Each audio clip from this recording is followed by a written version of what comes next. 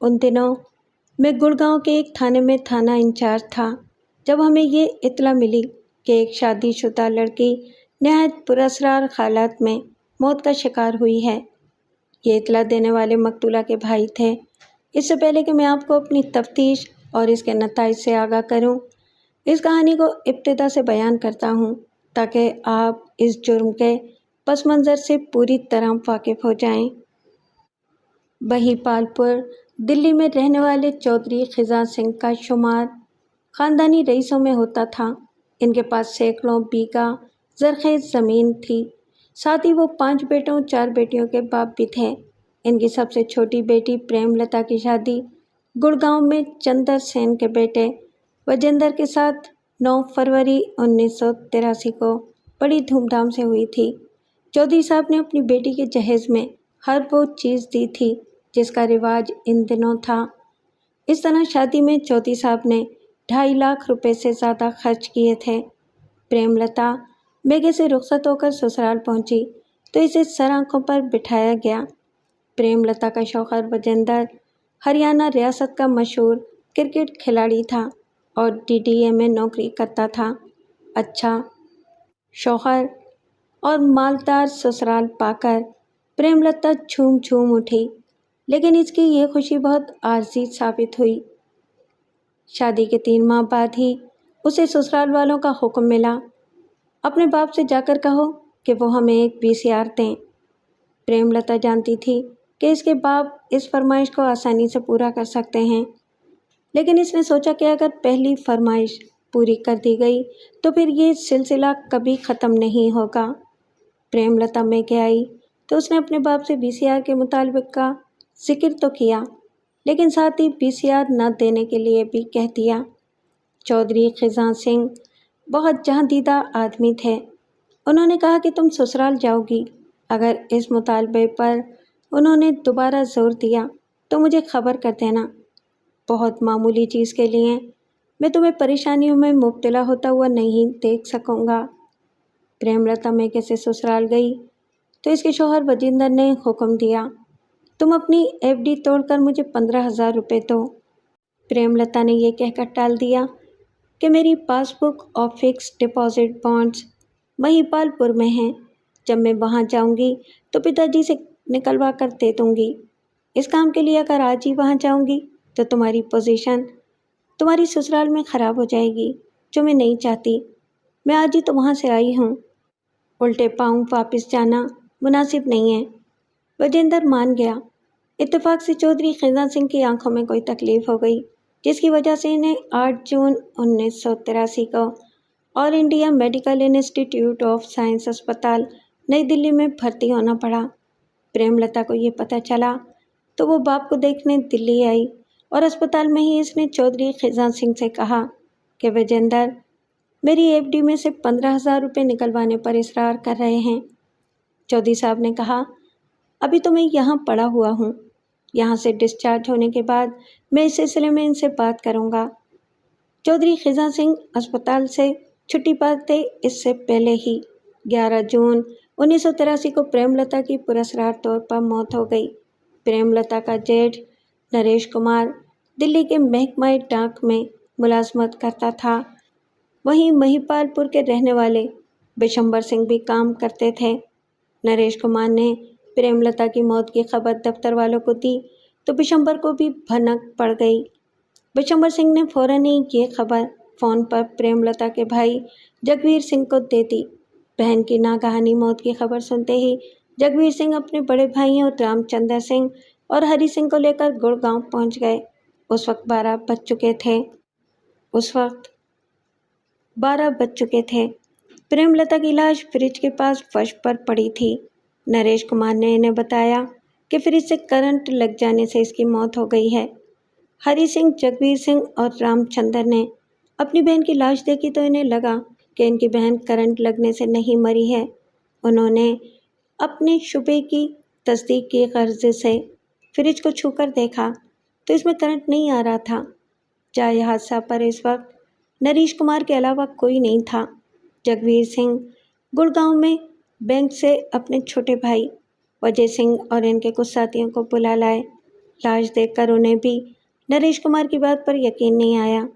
اس کے بعد جگویر سنگھ اور رام چندر سنگھ ہمارے تھانے پہنچے اور پریم لتا کی پراسرار موت کی خبر دی۔ اس واقعے کی اطلاع ملتے ہی میں نے اپنے SI کو ساتھ لیا اور فوراً موقع واردات پر پہنچ گیا۔ لاش فریج کے پاس زمین پر پڑی تھی۔ میں نے موقع کی کارروائی کی اور لاش اٹھوا کر پوسٹ مارٹم کے لیے بھجوا دی۔ ادھر 12 جون کو جب چودھری خزاں سنگھ اسپتال سے گھر آئے تو انہیں پریم لتا کی پراسرار موت کی خبر دی گئی اور وہ اپنی بیمار آنکھوں سے ابلتے آنسوؤں کے ساتھ گڑگاؤں آئے اور انہوں نے پریم لتا کے قتل کی تفصیلی رپورٹ لکھوائی، جس میں قتل کا سبب سسرال والوں کے مطالبات تھے۔ اس کا ذکر بھی انہوں نے تفصیل سے کیا تھا۔ میں نے آس پاس کے لوگوں سے پوچھ گچھ کی مگر کوئی سراغ نہ ملا۔ اب مجھے پوسٹ مارٹم رپورٹ کا انتظار تھا۔ دوسرے دن پوسٹ مارٹم کی رپورٹ آ گئی، جس میں ڈاکٹروں نے لکھا کہ پریم لتا کی موت کرنٹ لگنے سے نہیں بلکہ گلا گھونٹنے سے واقع ہوئی ہے۔ اس کے ساتھ ہی ڈاکٹروں نے اس کے جسم کے مختلف اعضاء کو جانچ کے لیے کرائم سائنس لیبارٹری بھیج دیا۔ 3 ماہ بعد جب رپورٹس آئیں تو پتہ چلا کہ مقتولہ کے ساتھ موت سے پہلے زیادتی کی گئی تھی اور اس کی موت کرنٹ لگنے سے نہیں بلکہ اسے ایلومینیم فاسفائڈ نام کا زہر دے کر مارا گیا تھا۔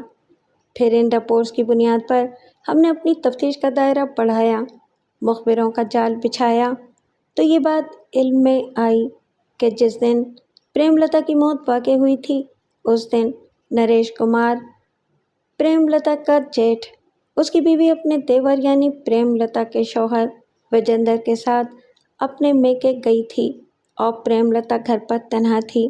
اس کا سسر بھی کسی کام سے باہر گیا تھا۔ گھر میں صرف اس کا جیٹھ نریش کمار تھا۔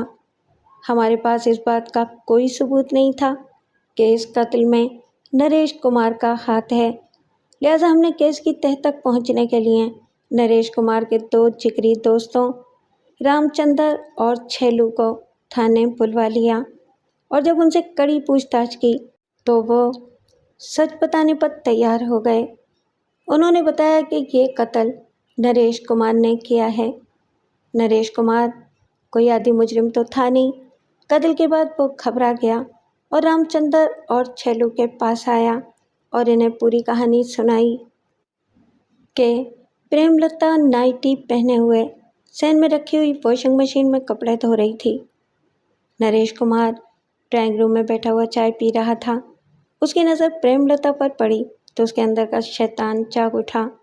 اسی وقت پریم لتا گندے کپڑے لینے اسٹور روم میں گئی تو نریش کمار بھی اٹھ کر اس کے پیچھے پیچھے وہاں پہنچ گیا۔ اس سے پہلے کہ پریم لتا کچھ سمجھ پاتی، نریش کمار نے اس کا منہ داب کر فرش پر پٹک دیا۔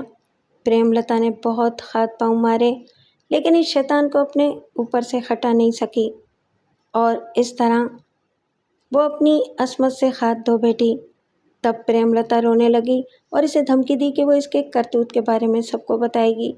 نریش کمار اسے سمجھانے کی کوشش کرنے لگا لیکن پریم لتا وہی رٹ لگائی رہی تو نریش کمار گھبرا گیا اور اس نے اپنی بدنامی سے بچنے کے لیے اسے جان سے مار دینے کا فیصلہ کر لیا۔ اس نے پریم لتا کو دبوچ کر اسی تخت پر پٹک دیا اور وہاں رکھی ہوئی نیٹ کی شیشی اٹھا لی اور پریم لتا کی ناک سختی سے بھینچ دی۔ سانس لینے کے لیے جیسے ہی اس نے منہ کھولا، نریش نے نیٹ کی شیشی اس کے منہ میں الٹ دی، جس سے کافی مقدار میں یہ مہلک زہر پریم لتا کے حلق سے ہوتا ہوا پیٹ میں پہنچ گیا۔ چند سیکنڈ ہی میں پریم لتا بے ہوش ہو کر گر گئی۔ رہی سہی کسر نریش نے اس کا منہ اور ناک داب کر پوری کر دی۔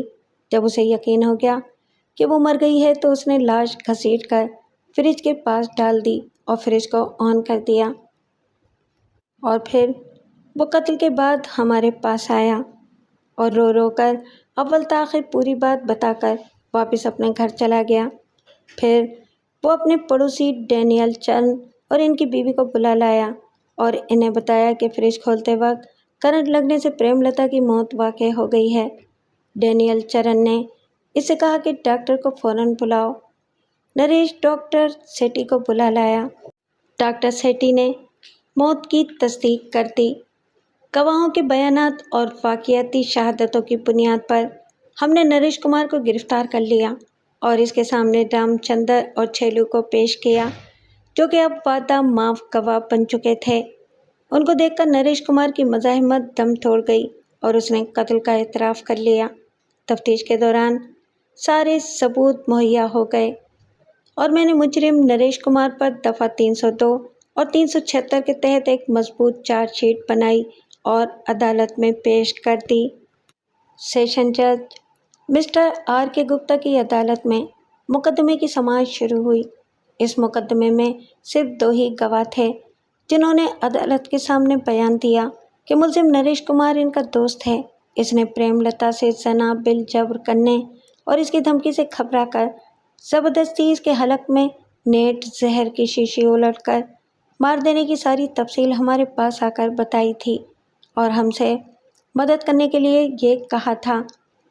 لیکن جب یہ بات کسی طرح پولیس تک پہنچ گئی کہ ہم اس راز سے واقف ہیں تو ہم نے قانون کی مدد کرنے سے گریز نہیں کیا اور پولیس کو سچائی بتا دی۔